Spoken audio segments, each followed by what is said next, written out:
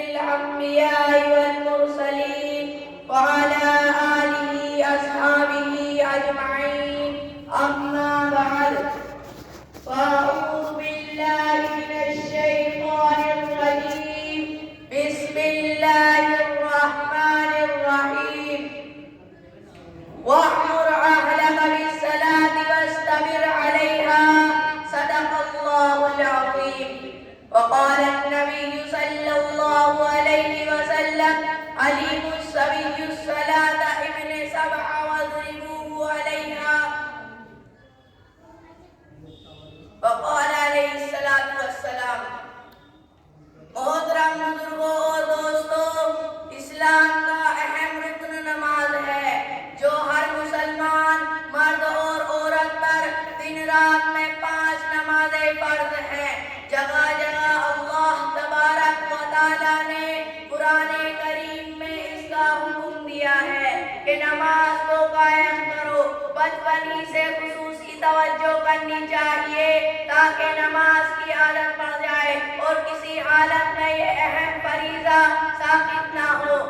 عزیز سامعین کرام، رسول اکرم صلی اللہ علیہ وسلم کی ہدایت کے تحت تلقین کی جاتی ہے کہ 7 سال کے بچے کو مسجد میں نماز کے لیے لے آؤ، اور کہا جاتا ہے کہ 11 سال کے بچے کو مسجد میں نماز کے لیے ضرور لایا جائے۔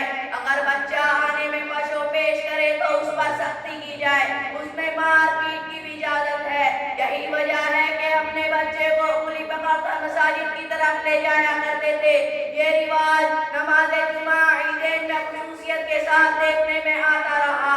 عام نمازوں میں والدین بچوں کو لانے سے ہچکچاتے ہیں، لیکن اگر کچھ نمازی بچوں کو مسجد میں لے آتے ہیں تو انہیں بعض اوقات شرمندگی اٹھانی پڑتی ہے۔ فرض نماز کی ادائیگی کے فوراً بعد ان بچوں کی سرزنش، پھر ان والدین کی شناخت کے بعد ان کو ایسی نظر سے دیکھا جاتا ہے کہ بچے کو مسجد میں کیوں لایا ہے۔ بچے کو مسجد میں لانے اور ان کی شرارت کی بنا پر جس شرمندگی کا احساس ان کے والدین یا دیگر بزرگوں کو ہوتا ہے، اس کی وجہ سے ہمیشہ کچھ بچے نہیں ہوتے، کیونکہ دیکھا گیا ہے کہ بچے تو بڑے اہتمام کے ساتھ سب بناتے اور نماز کی ادائیگی میں مصروف ہوتے ہیں، مگر چند بچے اس موقع پر شرارت پر اتر آتے ہیں، یوں دھکا دینا، کچھ پوچھنا، مختلف اشارے کرنے کی بنا پر بچے ہنسنے یا دیگر مسائل میں مصروف ہو جاتے ہیں۔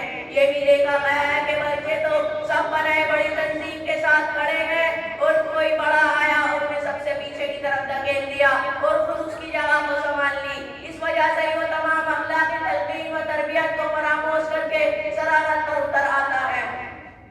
مفتی عبدالرؤوف سکروی لکھتے ہیں بچوں کی صف کا مردوں کی صف کے پیچھے ہونا سنت ہے، لہذا جب جماعت کا وقت ہو اور بچے حاضر ہوں تو پہلے مرد اپنی صفیں بنائیں، اس کے بعد بچے اپنی صفیں بنائیں۔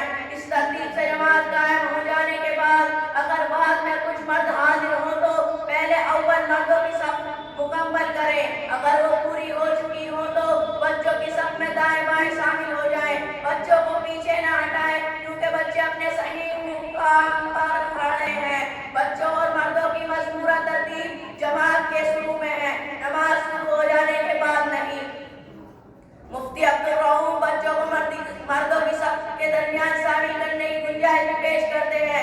ان کا کہنا ہے کہ اگر اچھا تربیت یافتہ نہ ہو اور دوران نماز شرارتیں کرے جس سے اپنی نماز باطل کرنے اور ان کے کسی طرز عمل اور شرارت سے مردوں کی نماز باطل ہو جانے کا کوئی اندیشہ ہو تو بچوں کی علیحدہ صف نہ بنائی جائے، بلکہ ان کو منتشر اور متفرق طور پر بچوں کی صف مردوں کی صف میں کھڑا کرنا چاہیے۔ بہتر ہوگا کہ ان بچوں کو انتہائی بائیں جانب یا دائیں جانب متفرق طور پر کھڑا کیا جائے تاکہ وہ نماز میں کوئی شرارت کر کے اپنی یا دوسرے کی نماز کو برباد کرنے کا کوئی ذریعہ نہ بنے۔ ایسی صورت میں ان بچوں کو مردوں کی صف میں کھڑے ہونے سے مردوں کی نماز میں کوئی کراہیت نہیں آئے گی۔ شرط یہ ہے کہ ہم لوگ اس کی کوشش بھی تو کریں۔ بچہ گھر میں کھیلتا ہے بلکہ کوئی تکلیف بھی نہیں اور یہ سمجھا جاتا ہے کہ بچہ ہی تو ہے، شرارت تو کرے گا ہی۔ اسی طرح مسجد میں تھوڑی بہت شرارت کرتا ہے، اس کو برداشت کرنا چاہیے۔ آج شرارت کرتا ہے کل نمازی بن جائے گا۔ ہر عمر کا ایک تقاضا ہوتا ہے، بچے اگرچہ یہ نہیں کھیلیں گے تو اور بوڑھے کھیلیں گے اور شرارت کریں گے. اسی لیے ان بچوں سے دل برداشتہ کرنے کے بجائے ان کو سمجھایا جائے تاکہ